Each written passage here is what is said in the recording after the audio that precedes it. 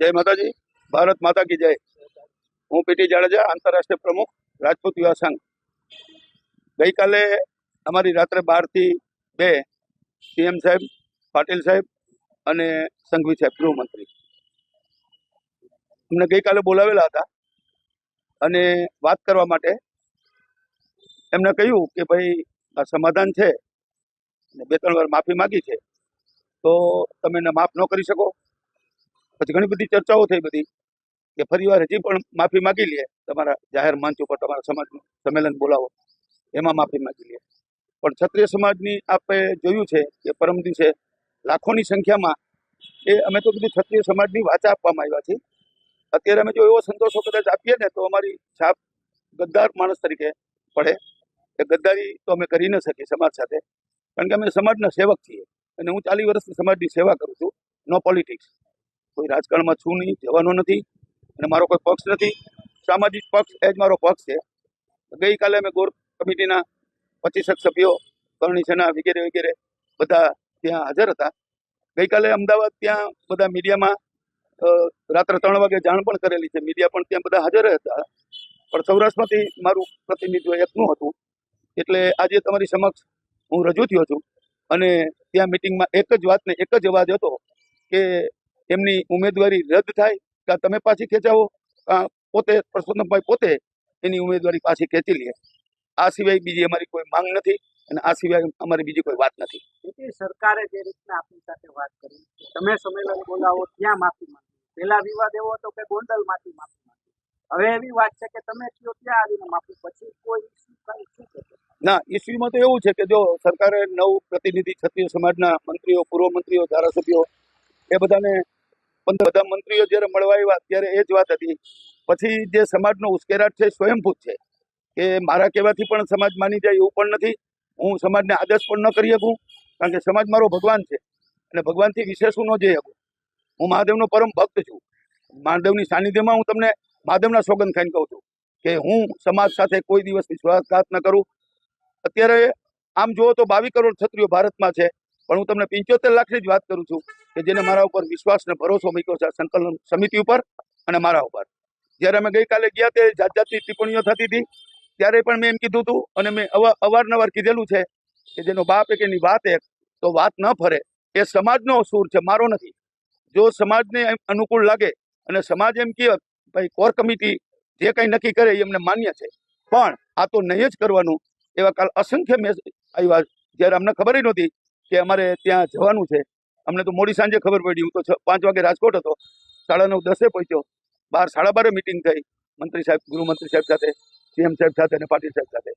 પાટીલ સાહેબે વાત કરી, ગૃહમંત્રી સાહેબે વાત કરી, અમે પણ અમને સાંભળ્યા, એને અમે સાંભળ્યા।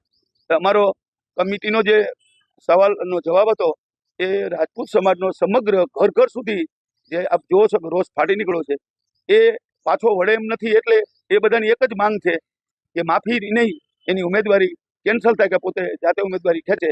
આ સિવાય ક્ષત્રિય સમાજનો જે અવાજ છે એ અવાજ અમે લઈ અને સીએમ સાહેબ અને ગૃહમંત્રી સાહેબ અને પાટીલ સાહેબ ગયા હતા અને એ જ વાત રજૂ કરી। અત્યારે હવે પરસોત્તમ રૂપાલા કલેક્ટર કચેરીએ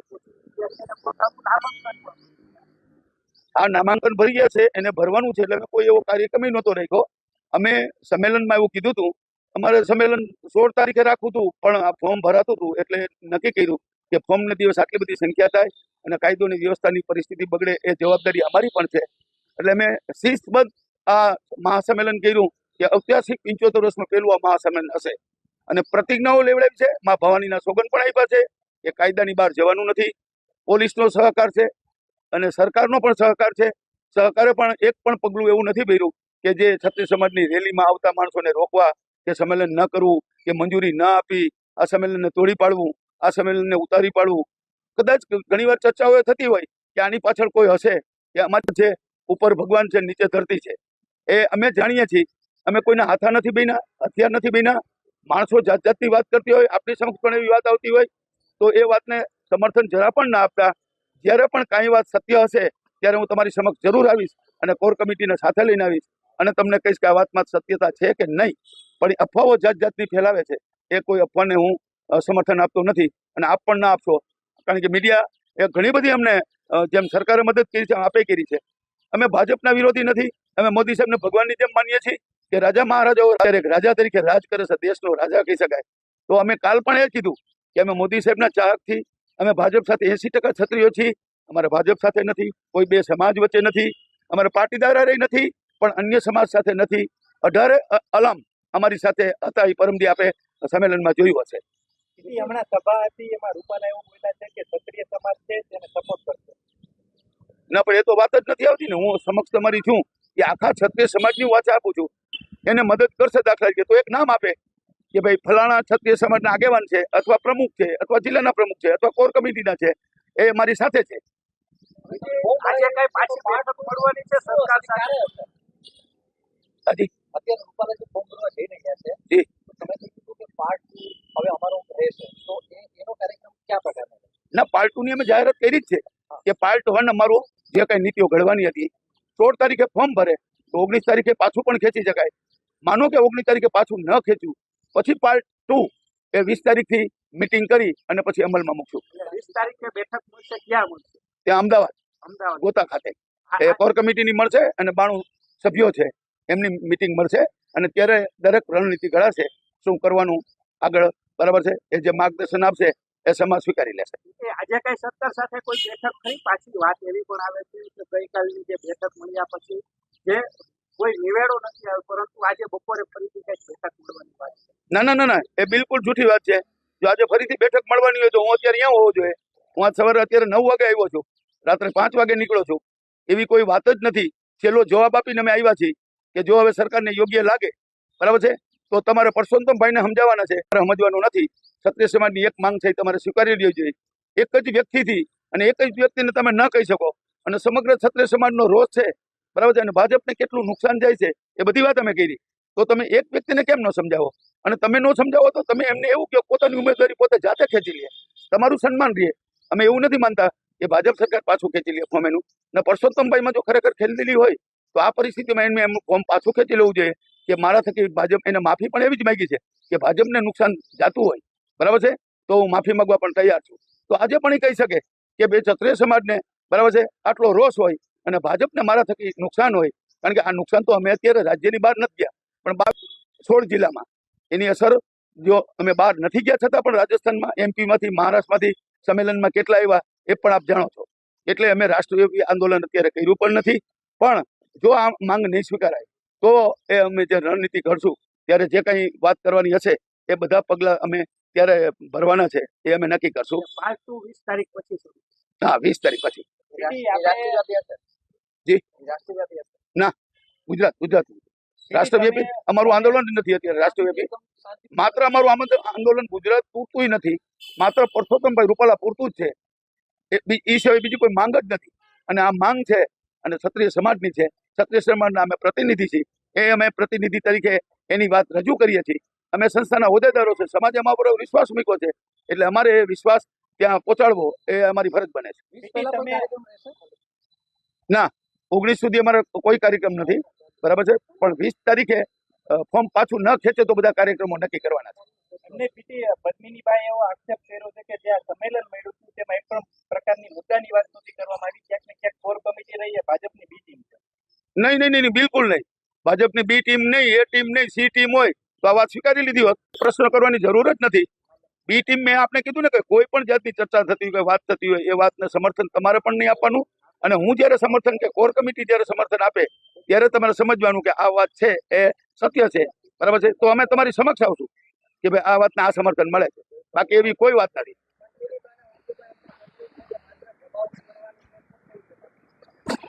પદ્મિનીબાઈએ કહ્યું હોય એ બરાબર છે, પણ એ કોર કમિટીએ નિર્ણય લેવાનો કરવાની, આગળ શું કરવાનું, શું પગલાં લેવાના. અત્યાર સુધીના પગલાં તો લીધા છે. જિલ્લે સંમેલનો કર્યા છે, તાલુકે સંમેલન કર્યા છે, તાલુકે આવેદનપત્ર આપ્યા છે, ગામ્ય સુધી બેનરો માર્યા છે, બરાબર છે, ભાજપને નો એન્ટ્રીના બોર્ડ માર્યા છે. એ બધું જે કામ હતું એ અમારું પાર્ટ 1 માં પૂરું થાય છે સંમેલન સુધી 14 તારીખે. હવે 15 ને 16 ફોર્મ ભરે છે. હવે 16 થી 19 ફોર્મ પાછું ન ખેંચે તો પછી આગળના કાર્યક્રમ આપવાના છે, નહીં તો આપવાનો કોઈ સવાલ જ નથી. તમે આ બેઠકને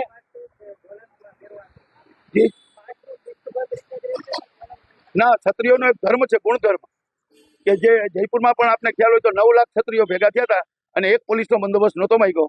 જે ક્ષત્રિય યુવક સંઘે કાર્યક્રમ કર્યો હતો 75 વર્ષ પૂરા થયા ત્યારે 1 વર્ષ પહેલા જ. તો અહીંયા પણ આપણે જોયું કે 5 લાખની મેદની હતી, છતાં એક નાનો એવો બનાવ નથી બન્યો. ટ્રાફિક જામ હતો, 5-5 કિલોમીટર સુધી માણસો આવી નહોતા શક્યા. કાર્યક્રમ પૂરો થયો ત્યારે પણ આપણે જોયું છે કે રોડ ઉપર કેટલી લાઈન હતી, નથી પહોંચી શક્યા. તો પણ રસ્તામાં કોઈ ઉશ્કેરાટ નહીં. સ્વયંભૂત માણસો એટલા આવ્યા છે, અમે કોઈ સગવડતા નથી આપી, અમે ઉપર છાંયો નથી આપ્યો, અમે જમવાનું નથી આપ્યું, અમે પાણી પણ નથી આપ્યું, એમ કે તો ચાલે. પાણીની વ્યવસ્થા બધી હતી, પણ સ્વયંભૂત બધા પાણી સાથે આવ્યા હતા, બરાબર, જય યોગેશ્વરની જેમ. એટલે બધાની એક જ વાત અને એક જ હૈયાવરાળ હતી, બરાબર છે. અને અમારા ઉપર વિશ્વાસ મૂકીને અમને પાછા એમ કહે છે કે જોજો વિશ્વાસઘાત ન થાય. અમે વિશ્વાસઘાત ન કરી શકી એટલે જ હું તમને કહું છું, મહાદેવના સાનિધ્યમાં બેઠો છું, મહાદેવના સોગંદ ખાઈને કહી શકું, બરાબર છે, મહાદેવનો પરમ ભક્ત છું, બરાબર છે. એટલે સત્ય હશે એ જ આપની સમક્ષ હું વાત કરી. ગીતાબા જાડેજાનો પણ એક ઓડિયો વાયરલ થયો છે અને એમણે ગંભીર આક્ષેપ સંકલન સમિતિ ઉપર લગાવ્યો છે કે બહેનોની અસ્મિતા ઉપર વાત આવી છે ત્યારે સોદો કરવામાં આવે છે અને આ મુદ્દે રાજનીતિ કરવામાં જો તો કાલે સમાધાન થઈ ગયું હોત, રાજનીતિની વાત હોત તો રાજનીતિની વાત અમે કાલ માની લીધી હોત, સમાધાન થઈ ગયું હોત તો એ તમારી સમક્ષ કહે કે સમાધાન થઈ ગયું. અને સમાધાન થઈ જાય અસ્તુ ન રહીએ તો હું તમારી સામે નો આવ્યો હોત. ગઈકાલે કોર કમિટી, બરાબર છે, સીએમ સાહેબના બંગલાની બહાર 50 પત્રકારો, બરાબર છે, બધા હાજર હતા. એની સમક્ષ નિવેદન આપ્યું છે ગઈકાલે. આજે તો હું નિવેદન આપની સમક્ષ સૌરાષ્ટ્રનું પ્રતિનિધિત્વ હું કરતો હોઉં અને આખા સૌરાષ્ટ્ર મારા ઉપર વિશ્વાસ મૂક્યો હોય. સૌરાષ્ટ્રની ઘણી બધી સંસ્થા જોડાયેલી છે, પણ ગઈકાલે હું એક જ હાજર હતો, એટલે એનો સાક્ષી હું છું. એટલે હું જ તમારી સાથે વાત કરી શકું. અત્યારે પણ અમારા ઘણા બધા હોદ્દેદારો છે, રાજકોટમાં પણ 70 જણાની કમિટી બનાવી છે, એને પણ આપણે બોલાવી શકીએ, બરાબર છે. ફોન પણ કર્યા છે આવવા માટેના. પણ એ મારા જે તમારી વાત કરવી છે, ગઈકાલે જે વાત રાત્રે થઈ છે સીએમ બંગલા હાઉસે, એ જ વાત કરવા માટેની હું તમારી સમક્ષ રજૂ થયો છું. આ ફોર્મ તો એનો ટાઈમ હતો એટલે કદાચ ભરી દીધું છે, અને ભરી દીધુંમાં વાંધો નથી, બરાબર છે. રૂપાલા સાહેબે ફોર્મ ભરવાનું હોય તો એને એનું કામ કર્યું છે. ફોર્મ ભર્યા પછી 20 તારીખ પછી અમારે અમારું કામ કરવાનું છે. આ સંમેલનમાં લાખો લોકો એકઠા થતા એટલે કે સરકાર બેફૂટમાં આવી એવું લાગે છે. રાતોરાત તમારે મંત્રણા કરવી પડી, મીટિંગ બોલાવી પડી મોડી રાત્રે, કઈ રીતે હોઈ શકે? રાતે 12 સાડા 12 મીટિંગ બોલાવી એટલે કદાચ હોઈ શકે કે ભાઈ આપણે છેલ્લા પ્રયાસ કરી લઈએ અને કોર કમિટીના સભ્યોને આપણે વાત કરીએ અને એ આપણને સાંભળે, આપણે એને સાંભળીએ. તો 2 કલાક સુધી ચર્ચાઓ બધી ચાલી. સમાજની લાગણી દુભાણી છે, પરંતુ કે સરકાર પણ ભૂલમાં હોય એવું લાગે છે. હું એ જ કહેવા માંગુ છું કે સરકારને આટલો રોષ, બરાબર છે, સામે એક જ વ્યક્તિ છે, એક વ્યક્તિને આદેશ આપવાનો છે, એને આદેશ નથી આપવો. પરસોત્તમભાઈ પોતાએ પણ ફોર્મ પાછું નથી ખેંચવું, એ એની જીદ છે, અમારી જીદ નથી. અમારી તો જે રજૂઆત છે, જે ટિપ્પણી કરી છે, એ માફ ન કરી શકાય એવી ટિપ્પણી છે. એટલે સમાજમાં આટલો રોષ, અને આ રોષ છે એ સ્વયંભૂત છે. આપ જો એ આપણે સંમેલનમાં દેખાણું છે કે મારા કહેવાથી આખો સમાજ આવી ગયો એવું નથી, હોદ્દેદારોના કહેવાથી આવી ગયું એવું નથી. રાજકીય કોઈ માણસ આમાં અમારી સાથે છે નહીં, સંકલ્પ સમિતિમાં નથી, સ્ટેજ ઉપર નથી, કોઈ પ્રવચનમાં નથી. રાજા મહારાજાઓ આવ્યા હતા આ સંમેલનમાં, પણ બધા પબ્લિકની જેમ બધાની સાથે બેઠા હતા. એને કોઈ સ્ટેજ નહોતું. સ્વયં ઉદ્યોગપતિઓ આવ્યા, બરાબર, મોટા ગજાના બધા આદમીઓ આવ્યા. અમારા બધાને બેસવાનું એક જ જગ્યાએ હતું, પણ સ્ટેજ કોઈને નહોતું. એ પણ આપ જોઈ શક્યા છો. કાલે જે બેઠક થઈ એમાં માત્ર સરકારના હોદ્દેદારો જ હતા કે કોઈ અધિકારીઓ પણ? ના, અધિકારી કોઈ નહીં. સીએમ સાહેબ, ભૂપેન્દ્ર સાહેબ અને રાજ્યના ગૃહમંત્રી, બરાબર છે, અને પાટીલ સાહેબ, 3 સિવાય ચોથું કોઈ નહોતું. અને અમે 25 થી 30 જણા હતા, બરાબર છે, જે બધા મેઇન સભ્યો અને મેઇન કમિટી છે 15 જણાની. અત્યારે જે સંમેલન રૂપાલા સાહેબ અત્યારે સંબોધી રહ્યા છે એને ફરી એક વખત અપીલ કરી છે કે ક્ષત્રિયોએ મોટું મન રાખી અને માફ કરી દો. એ તો હું કહું છું એ અપીલ એને કરી છે, 2 વાર માફી માગી છે, પણ માફી સમાજને મંજૂર નથી. મારી વાત નથી, સમાજને મંજૂર હોય તો હું સમાજને તો હું સમાજ સાથે રહું. હું અત્યારે સમાજ સાથે છું કે ભાઈ માફી લઈ લેવી છે. સમાજની ઈચ્છા નથી કે ના એક જ વસ્તુ જોઈ એની ટિકિટ રદ થવી જોઈએ. એ રાજકોટમાં નહીં, ગુજરાતમાં ક્યાંય નહીં. પછી એને રાષ્ટ્રપતિ બનાવે તો વાંધો નથી, રાજ્યપાલ બનાવે તો વાંધો નથી, એમના પુત્રીને કે વાઇફને કદાચ ટિકિટ આપે તો પણ વાંધો નથી, બેન દીકરીને આપે તો પણ વાંધો નથી. તો એને ચૂંટાવવાની જવાબદારી ભાજપની ને અમારી. મેં તો ત્યાં સુધી કીધું કોઈ પાટીદારની બેન ચૂંટણી લડશે તો અમારી રાજપૂતાણીઓ, બરાબર છે, ને ખોબે ખોબે મત આપી અને કલ્પના નહીં કરી હોય એવું બહુમતીથી અમે ચૂંટાવશું.